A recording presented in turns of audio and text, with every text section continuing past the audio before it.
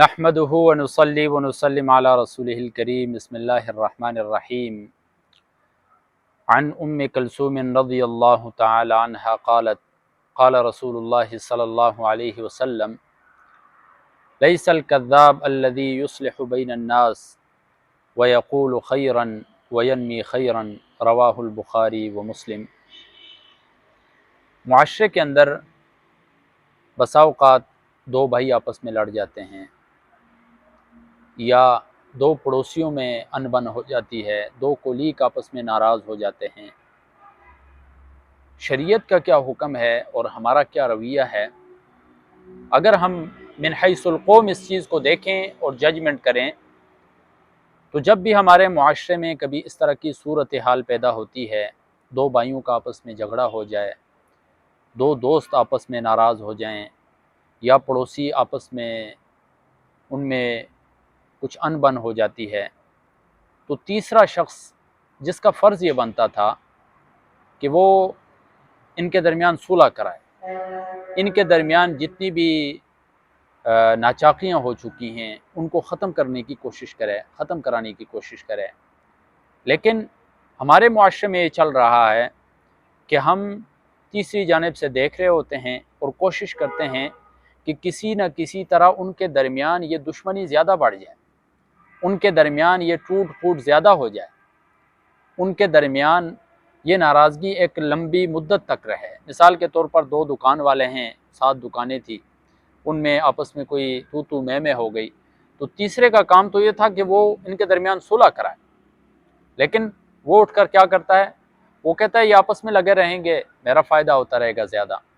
تو وہ صلح کرانے کی کوشش نہیں کرتا ہے۔ جبکہ شریعت ہمیں یہ حکم دیتی ہے کہ جب دو بھائیوں کا آپس میں، دو بندوں کا آپس میں جھگڑا ہو جائے، کوئی ناراضگی ہو جائے، تو ان کے درمیان صلح کرایا جائے، ان کے درمیان بری باتوں کو پھیلانے کے بجائے اچھی چیزیں پھیلائی جائیں، ان کے درمیان اچھی چیزیں، یعنی ایسی بات کہی جائے دوسرے کے سامنے کہ جس سے اس کا دل نرم ہو جائے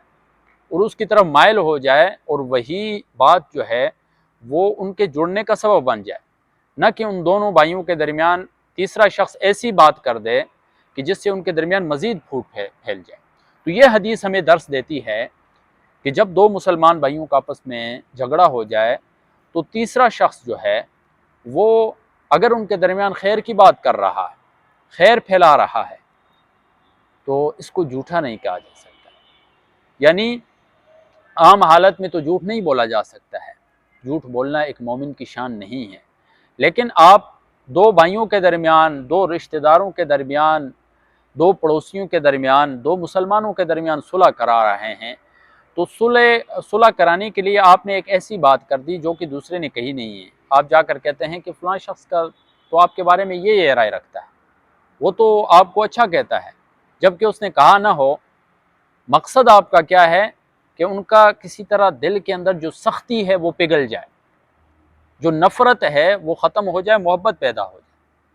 تو ایسا شخص جو ہے وہ جھوٹا نہیں ہو سکتا ہے۔ من حیث القوم ہمارا بھی یہ فرض بنتا ہے کہ ہمارے ارد گرد معاشرے میں آپس میں کہیں انبن ہو جاتی ہے، کہیں دو بھائی جھگڑ جاتے ہیں، تو تیسرے ثالث کا کیا کام بنتا ہے کہ وہ ان کے درمیان خیر پھیلائے، ان کے درمیان شر نہ پھیلائے، ان کے درمیان ٹوٹ پھوٹ مزید نہ پیدا کرے، بلکہ ایسی باتیں کرے کہ جن سے وہ نزدیک آ جائیں۔ یہی ایک مسلمان کے شایان شان عادت ہے، یہی ایک حقیقی مومن کی صفت ہے کہ وہ مومنین کو آپس میں کسی طرح جوڑنے کی بات کرتا ہے، ان کے اندر اختلافات کو ختم کرنے کی بات کرتا ہے، ان کے درمیان وہ رگ پکڑتا ہے جو رگ ان کو یکجا کرنے والی ہوتی ہے۔ اللہ تبارک و تعالیٰ سے دعا ہے کہ اللہ رب العزت عمل کی توفیق عطا فرمائے۔